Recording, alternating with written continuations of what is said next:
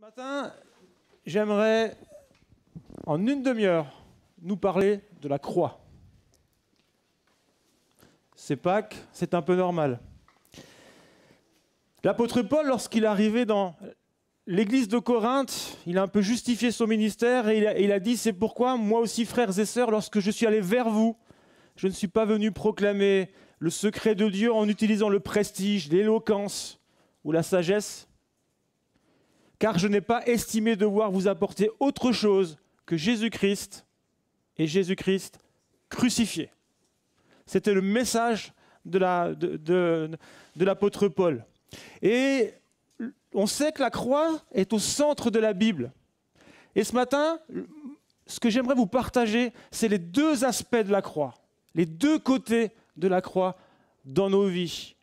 Le premier met l'accent sur l'œuvre rédemptrice de Christ qui enlève la malédiction du péché, qui nous assure le pardon et la paix par son sang qu'il a versé.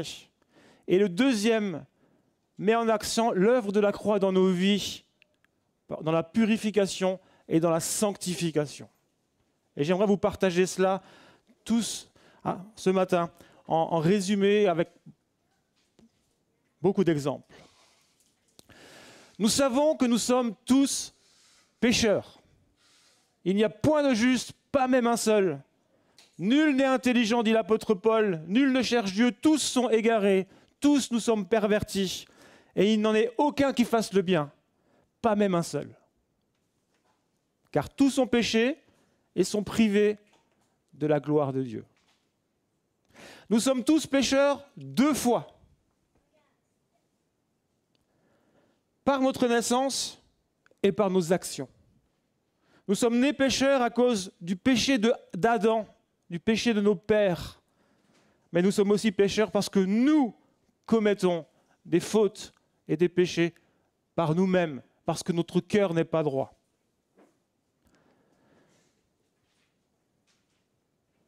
Le péché a plusieurs conséquences dans nos vies. Là, deux que j'aimerais mettre en exergue ce matin.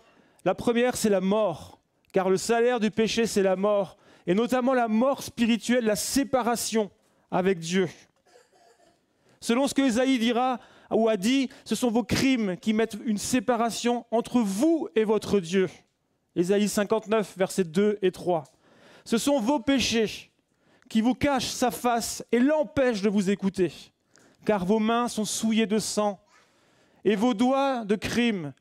Vos lèvres profèrent le mensonge et votre langue fait entendre l'iniquité. Conséquence du péché, c'est la mort. Mais une autre conséquence, c'est la colère de Dieu sur le péché et sur le pécheur. Et on en parle de moins en moins souvent dans nos églises. Pourtant, c'est une réalité biblique. Jean chapitre 3, verset 36. Jésus dira encore « Celui qui croit au Fils a la vie éternelle. Celui qui ne croit pas au Fils ne verra point la vie, mais la colère de Dieu demeure sur lui. » Romains chapitre 1, verset 18. La colère de Dieu se révèle du ciel contre toute impiété, toute injustice des hommes qui retiennent injustement la vérité captive. Et un peu plus loin encore, chapitre 2, verset 5, toujours dans l'épître aux Romains, où l'apôtre dit « Mais c'est par ton endurcissement de cœur, par ton cœur impénitent, que tu amasses un trésor de colère pour le jour de la colère et de la manifestation du juste jugement de Dieu. »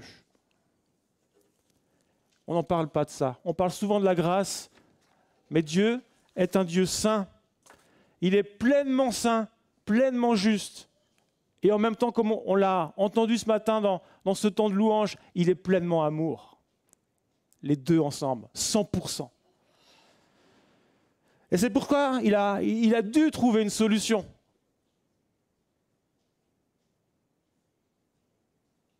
Pour combler sa justice et en même temps pour manifester son amour. Et on le sait, il a envoyé Christ, Jésus, Dieu lui-même, son Fils, pour accomplir sa justice, pour payer à notre place. Selon ce que Ésaïe a déjà prophétisé des centaines d'années avant. Ésaïe 53, et je veux le répéter parce que ces versets sont tellement magnifiques. Cependant, ce sont nos souffrances qu'il a portées. C'est de nos douleurs qu'il s'est chargé. Et nous l'avons considéré comme puni, frappé de Dieu, humilié. Mais il a été blessé pour nos péchés, brisé pour nos iniquités. Et le châtiment qui nous donne la paix à nous est tombé sur lui, et c'est par ses meurtrissures que nous sommes guéris. Le péché dans ma vie, il est noir et plus noir encore que ce sac poubelle qui entoure ce paquet.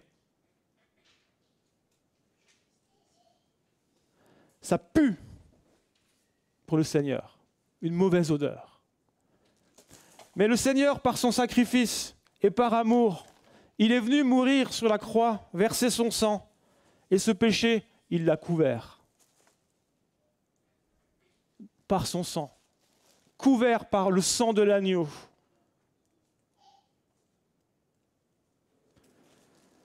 Et du coup, la colère de Dieu contre moi est apaisée. C'est ce qu'on appelle, en termes théologiques, la propitiation. Mon péché est couvert. La colère de Dieu, en conséquence, est apaisée par le sacrifice expiatoire de Jésus, Jésus qui se donne à notre place, par le sacrifice propitiatoire de Jésus, Jésus qui nous couvre de son sang pour que la colère de Dieu soit apaisée et que nous puissions expérimenter son amour. C'est ça, entre autres, la croix et ce que Christ a accompli à la croix.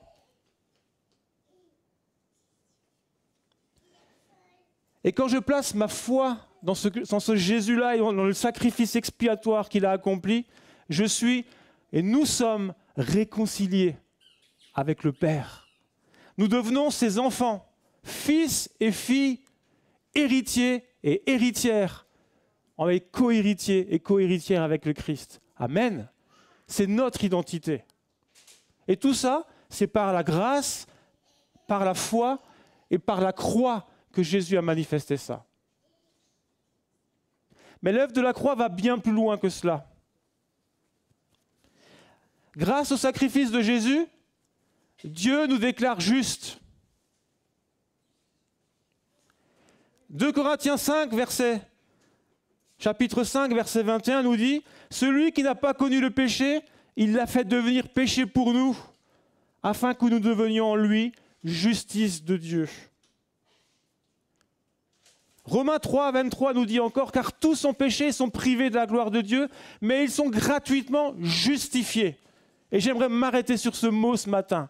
Justifiés par sa grâce, par le moyen de la rédemption qui est en Jésus-Christ. Le mot justifié en grec, dikaio, signifie déclarer juste.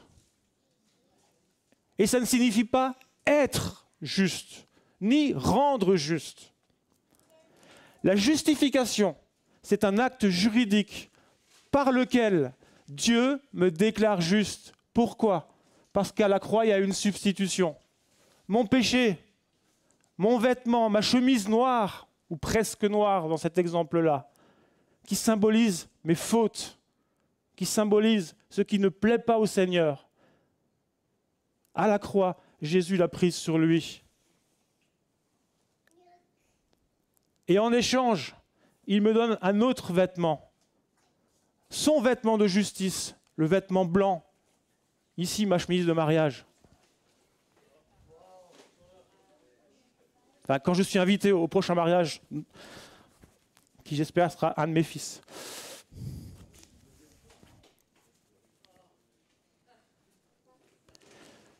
Et c'est ce que la Bible appelle la substitution. Il s'est substitué à notre place. Je n'arrive pas à fermer les... Si, elle me va.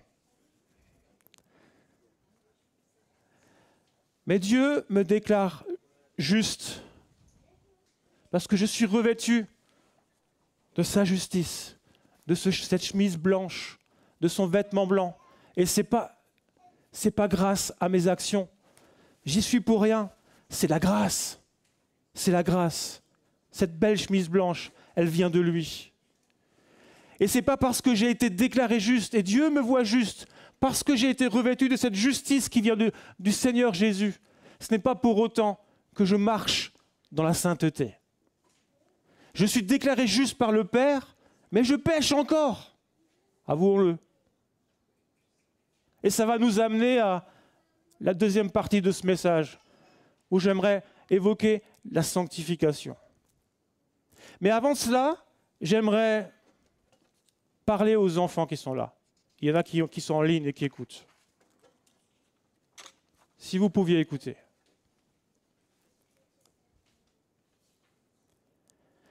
Quand j'avais 7 ans, je suis né, j'allais à l'église tous les dimanches avec mes parents, l'école du dimanche, le club des enfants, je ne sais pas comment on l'appelait. Et à l'âge de 7 ans, j'ai fait un rêve, une nuit ou un matin. Dieu m'a parlé. C'est ce qu'on appelle un songe. Et j'ai vu le ciel. J'étais au ciel dans un groupe. Il y avait toutes les choses les plus merveilleuses qu'un enfant de l'âge de 7 ans pouvait désirer. Et j'étais dans un groupe de vingtaine, trentaine de personnes qui étaient conduits par un homme en blanc qui nous faisait la visite. Et voilà qu'au bout de quelques instants, cet homme en blanc se tourne vers le groupe que nous étions. Et il a sorti un livre ou un parchemin, je ne sais plus les détails. Et il a dit, voici la liste de ceux qui peuvent rester. À ce moment-là, je me suis réveillé. Et je savais que si je mourais ce soir, je n'étais pas prêt à rencontrer le Seigneur mon Dieu parce que je n'avais pas cette chemise de justice. Mes parents étaient croyants, j'allais à l'église, mais je n'avais pas mis ma foi dans le sacrifice de Jésus. J'avais 7 ans. Quelques années plus tard, je crois que c'était à l'âge de 10 ans, je ne peux pas exactement me remémorer le timing. Mes parents, il y avait un homme de Dieu qui prêchait probablement à l'église et mes parents l'avaient invité à manger à midi. Il s'appelait Monsieur Pont, Lucien Pont, responsable de la porte ouverte à Châlons à l'époque. Et j'étais enfant. Mais au dessert, je me suis mis à pleurer de toutes les larmes de mon corps et ça a duré un certain temps, longtemps. Et je sais qu'après coup, c'est une conviction de péché qui est tombée sur moi ce jour-là. Pourtant, je n'avais pas fait de grandes choses, mauvaises. Mais la conviction de péché est tombée sur moi ce jour-là. Et quelques années encore plus tard, à l'âge de 12 ans, lors d'une évangélisation, lorsqu'un évangéliste qui s'appelait M. Opperman annonçait l'évangile à Colmar, qui n'a pas encore reçu Jésus-Christ dans son cœur comme Seigneur et Sauveur? Ce jour-là, dans mon cœur, je savais que je n'étais pas prêt et j'ai fait ce pas où j'ai dit « Seigneur, je te demande pardon pour mes fautes. Et je veux vraiment te soumettre ma vie. » Et j'aimerais parler aux enfants qui sont là, qui m'écoutent, ceux qui sont en ligne. Ce n'est pas parce que tes parents sont croyants, ce n'est pas parce que tu viens à l'église de temps en temps que tu es sauvé pour autant. Tu as besoin de faire ton propre chemin, ta propre décision, avec Christ, avec Jésus. C'est nécessaire. Ton cœur est noir comme ma chemise, et même plus noir que cela. Mais tu as besoin de prendre cette chemise blanche et de faire ce choix-là. Et si ce que je dis t'interpelle, je t'invite à discuter avec tes parents tout à l'heure, à leur dire « J'ai envie d'aller plus loin avec Jésus ».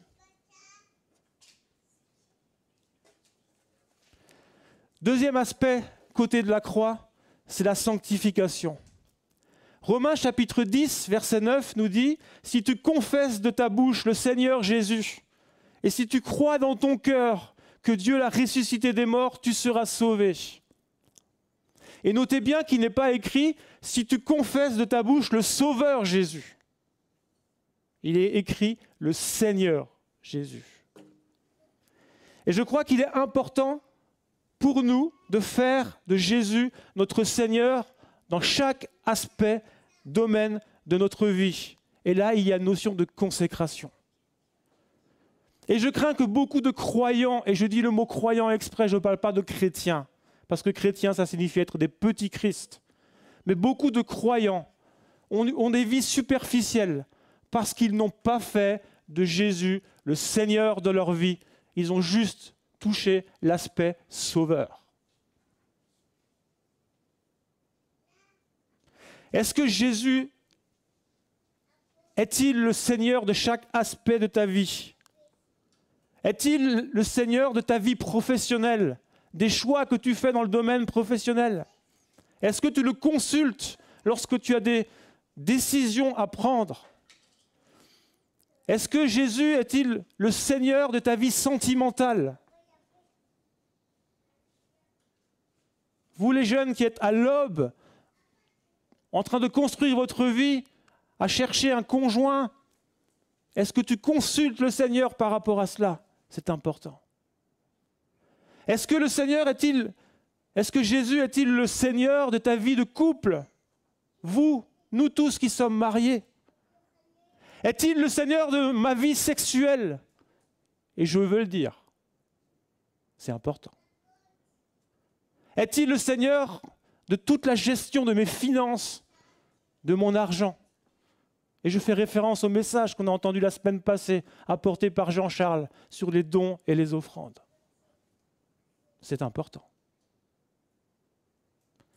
1 Thessaloniciens chapitre 5, verset 23 dit que le Dieu de paix vous sanctifie lui-même, tout entier. Que tout votre être, l'esprit, l'âme et le corps soient conservés irrépréhensibles lors de l'avènement de notre Seigneur Jésus-Christ. Le but de Dieu, c'est que nous soyons saints comme lui est saint. Et c'est notre but. C'est son désir. Il l'a dit, l'apôtre Pierre l'a dit. Mais puisque celui qui vous a appelé est saint, vous aussi soyez saints dans toute votre conduite, selon ce qu'il est écrit, vous serez saints car je suis saint. D'un côté, j'ai revêtu la justice de Dieu et Dieu me déclare juste. Mais d'un autre côté, je dois laisser la croix faire son œuvre dans mon cœur, dans mon esprit, dans mon âme qui est le siège de tous mes sentiments, tout ce que je peux ressentir, dans mon corps, dans ce que je fais avec mon corps. Et ça, c'est un processus qui va durer tout au long de notre vie. Ça s'appelle la sanctification. Se laisser purifier par le Seigneur. Et faire de Jésus le Seigneur de notre vie, c'est le laisser mettre le doigt sur les choses dans nos cœurs, dans ma vie, dans les choses pratiques comme dans les choses intérieures, des choses qui ne vont pas, qui doivent encore changer. Parce que le but, c'est que nous soyons de plus en plus ressemblants à Jésus. Non plus de simples croyants, mais des chrétiens, des petits Christ. Comme le chant qu'on chantait il y a bien longtemps, « Te ressembler Jésus, c'est mon espoir suprême ».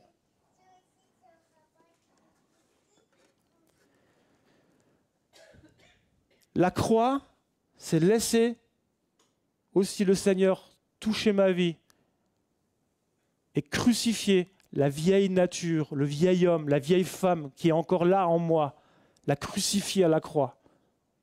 Ça, c'est aussi l'œuvre de la croix. Et j'aimerais lire avec vous 3 passages qui parlent d'eux-mêmes dans la parole. Et Thomas va les afficher. Le premier, c'est dans la première épître de Thessaloniciens, chapitre 4, versets 3 à 7. Ce que Dieu veut, c'est votre sanctification. C'est que vous vous absteniez de l'impudicité.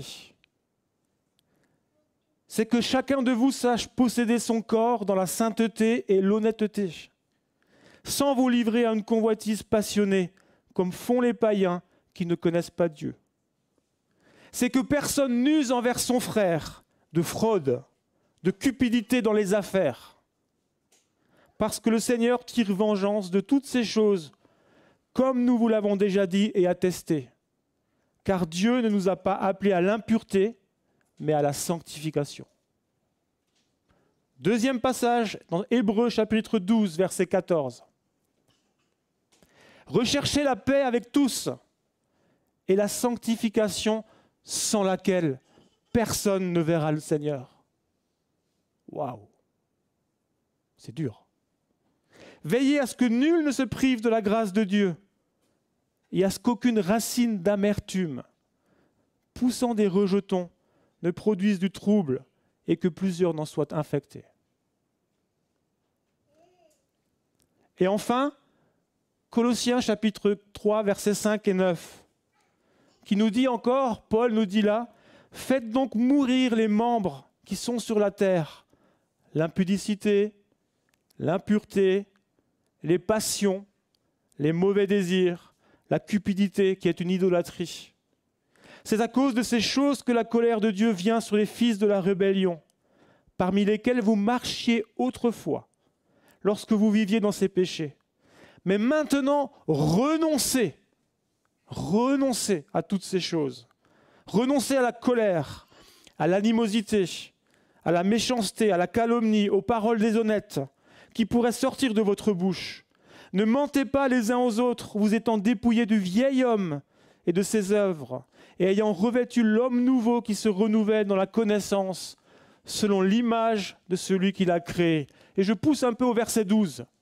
Ainsi donc, comme des élus de Dieu, saints et bien-aimés, revêtez-vous d'entrailles de miséricorde, de bonté, d'humilité, de douceur, de patience. Supportez-vous les uns les autres, et si l'un a sujet de se plaindre de l'autre, pardonnez-vous réciproquement. De même que Christ vous a pardonné, pardonnez-vous aussi. Mais par-dessus toutes ces choses, revêtez-vous de l'amour ou de la charité, qui est le lien de la perfection, et que la paix de Christ à laquelle vous avez été appelés pour former un seul corps règne dans vos cœurs. Et sur la base de ces trois passages, j'aimerais mettre en avant, il y a beaucoup de choses, mais j'aimerais mettre en avant 3 points particuliers. Le premier, que personne n'use envers son frère de fraude et de cupidité dans les affaires. Marcher dans la sanctification, c'est également marcher dans l'honnêteté et la droiture.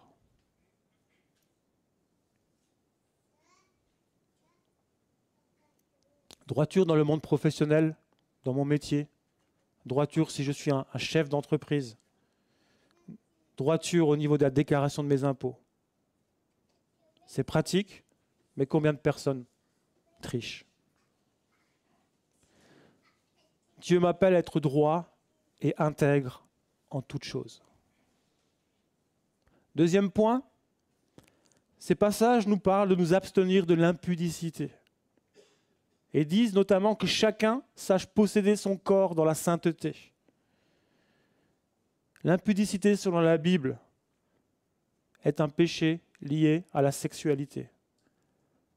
Des relations sexuelles intimes en dehors du cadre sécurisé du mariage. Appelons un chat un chat. J'ai été très affecté ces dernières semaines lorsque j'ai entendu des chrétiens, pas dans notre église, me justifier, nous justifier, Bible en main, en tordant des versets, hors de leur contexte, justifier leur péché sexuel hors mariage.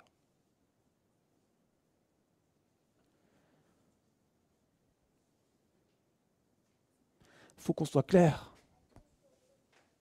Il faut qu'on soit clair là-dessus. Et je parle aux jeunes. Il n'y a rien de plus beau que de se garder pur pour l'homme ou la femme que Dieu a choisi pour nous et d'attendre le moment après les noces du mariage. Même si ça ne se fait pas, même si c'est à contre-courant, quel témoignage de pureté et de sainteté que vous pouvez donner. Mais c'est à la contre-courant. Et la sanctification, ça passe aussi par là. Jésus a dit, si quelqu'un, un homme convoite une femme dans ses pensées, il commet également l'adultère. Et ça va aussi dans ce domaine-là. Il y a quelques années en arrière, encore une chose, trop d'hommes et de femmes dans l'Église sont touchés par la pornographie. C'est un vrai fléau. Jeunes, moins jeunes, même des dames. On a besoin de marcher avec Dieu de façon honnête. Et je sais que c'est des liens qui sont forts. Je sais que c'est difficile. Il y a des années en arrière, je vais vous raconter le témoignage de ce que moi j'ai vécu, sans rentrer dans les détails, parce qu'il y a des choses qui ne regardent que moi. Mais j'ai été en lutte pendant plusieurs semaines dans mes pensées. Et je criais au Seigneur, je disais, Seigneur, pardon pour ces pensées qui, je sais, ne sont pas à ta gloire et sont mauvaises. Je demandais pardon, je demandais, Seigneur, libère-moi de cela. Et puis ça allait mieux, ça revenait, ça allait mieux, ça revenait. Et puis à un moment donné, j'ai été touché par le passage de la Bible dans Jacques chapitre 5, verset 16, où il est dit « Confessez donc vos péchés les uns aux autres et priez les uns pour les autres afin que vous soyez guéris. Car la prière fervente du juste est d'une grande efficacité. » Et je me suis résolu à aller voir un de mes conseillers spirituels, Jean-Pierre Weiss à l'époque. Et je lui ai dit, Jean-Pierre, je te confesse, j'ai ça comme pensée. Je l'ai confessé. Confessé à Dieu, confessé à quelqu'un de confiance, un homme de confiance. Et on a prié ensemble. Et c'était fini.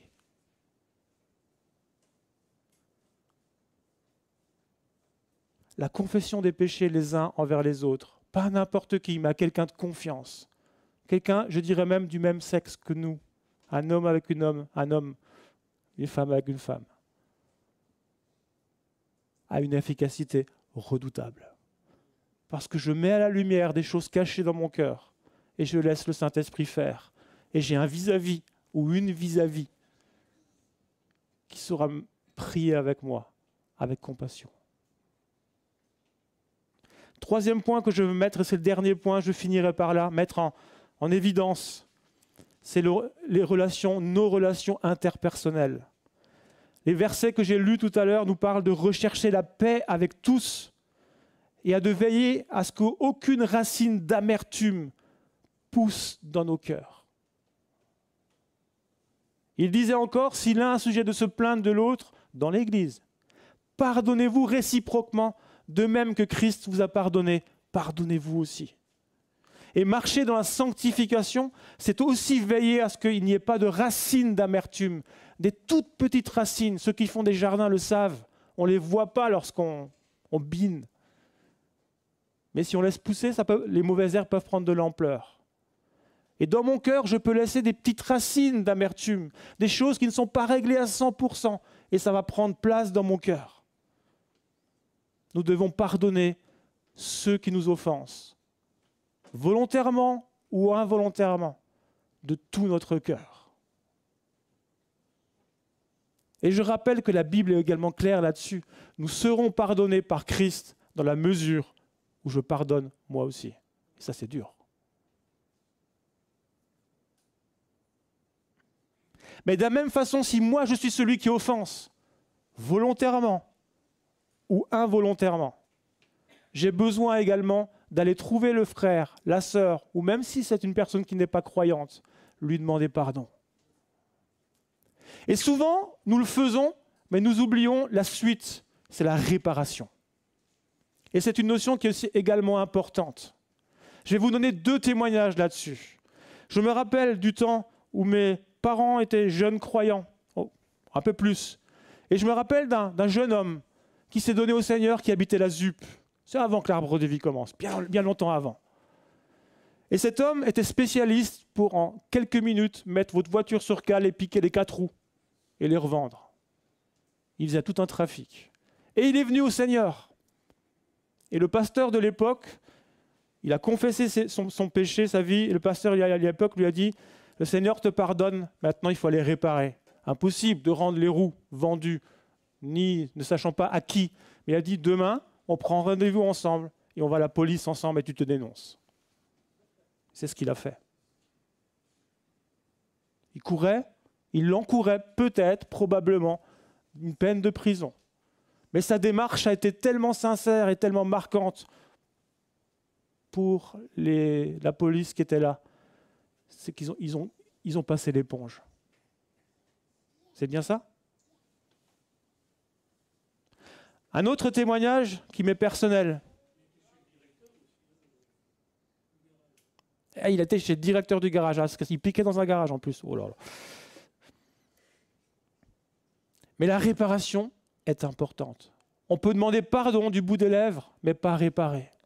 Zachée, lorsque il était dans l'arbre parce que Jésus allait passer, Jésus s'arrête et dit « Zachée, je veux rentrer dans ta maison ».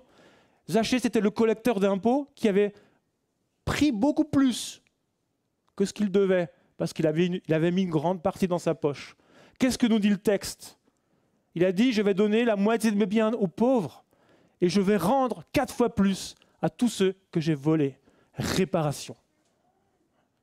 Lorsque j'étais ado, Lucas, j'avais ton âge. J'allais au collège de Riedisheim à vélo. Et à plusieurs reprises, je me suis arrêté pour piquer des pommes dans un jardin. C'est pas grand-chose.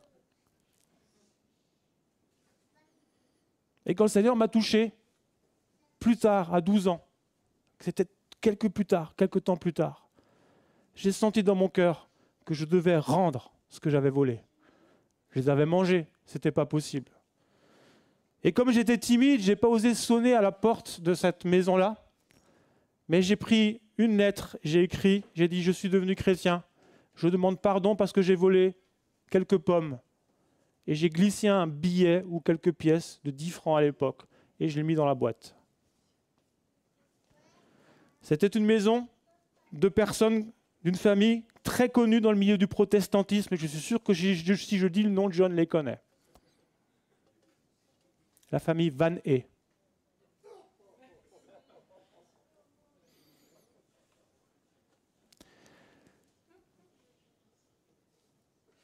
Madame était prof dans le collège de Riedisheim dans lequel j'étais. Ce n'était pas une de mes profs, mais j'ai appris par un ami qui était dans une autre classe qu'elle avait sorti ma lettre en classe et l'avait montré comme exemple en disant « Voici un exemple de quelqu'un qui s'est repenti », je ne sais pas les mots qu'elle a utilisés, mais qui a rendu les choses. Cet ami me l'a dit, je n'ai pas dit que c'était moi. Mais je sais que ma démarche, et ce n'était pas grand-chose, c'était 3-4 pommes, rien. Ma démarche a touché le cœur. Réparation. Et marcher dans la sanctification, oui, c'est pardonner de tout notre cœur. Oui, c'est demander pardon de tout notre cœur. Mais lorsque je offensais quelqu'un et que j'ai les moyens de réparer l'offense, je suis également appelé à le faire. Rappelons-nous la croix, les deux aspects de la croix. J'ai été déclaré juste par Dieu parce que j'ai le manteau de justice du Père, de Jésus sur moi, mais je pêche encore.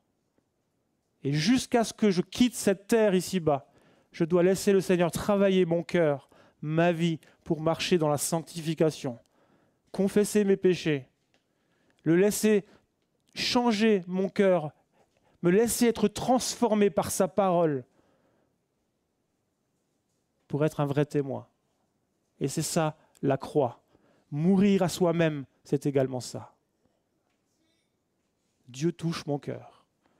Et je prie, maintenant je prie, que ce que je vous ai apporté aujourd'hui, à vous qui êtes là en présentiel, ou à ceux qui regardent en ligne, à ceux qui vont regarder plus tard, je prie pour qu'il y ait de réelles convictions de péché qui tombent par le Saint-Esprit, comme je l'ai vécu lorsque cet homme de Dieu est venu. Je n'ai même pas compris ce qui se passait. Et pourtant, j'ai pleuré presque toutes les larmes de mon corps. Et j'ai su après que c'était la conviction de péché.